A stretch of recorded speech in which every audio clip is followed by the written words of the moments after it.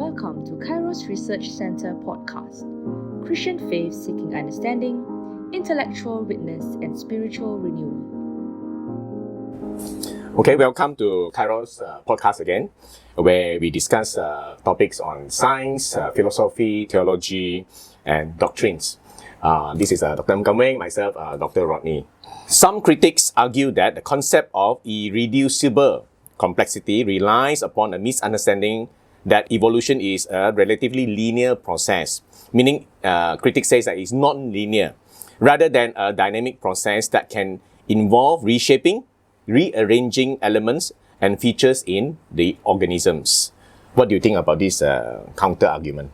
Okay, this issue came in response to Michael Behe, Darwin's Black Box book, when the evolutionists said, that is a simplistic argument. That argument by Michael Behe assumed that evolution has to evolve from part A, part B, increasingly more complex, one part at a time. He said, no, evolution is not like that. Or rather, can we envisage in how random evolution operates is that independent of one another, the component parts have all already evolved separately. And so if all these parts are already available, it's not an impossibility that randomly by chance these things all conflict. Together, yeah. And then you have now the system which poor Michael Behe and his fellow Christians think are irreducible complexity. I think that's one way to say it. But I think the other way is to say that an analogy is, you look at the car. The car is irreducibly complex, the engine. But actually, imagine you have a mechanic workshop and the parts are all in place. All the parts are already manufactured separately, and now somebody bring them together, and now you have a system working.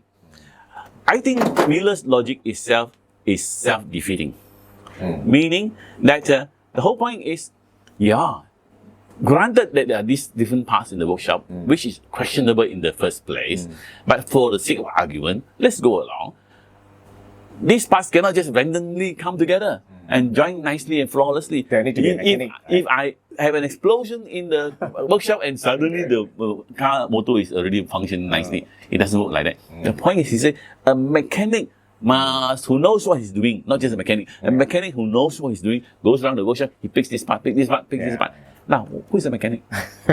Not a mechanic, an intelligent mechanic. So even by his own logic, he has to admit that this specifically and reducibly complex design cannot happen by chance. There must be a mechanic or a designer to bring this together. So I think not only that, I'm talking about the car parts, or the bacteria flagellum, which was the original context of the debate. Okay. Now look back at the chart of the cell that we were talking about. Okay. This is infinitely more complex than even the car engine that we talked about.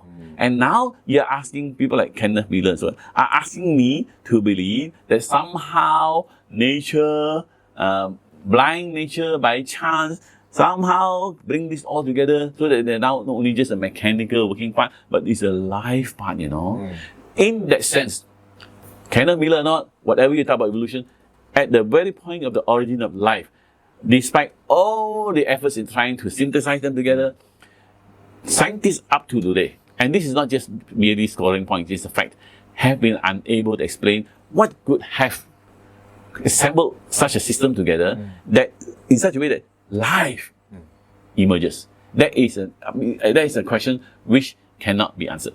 Now, this is not an argument from gaps.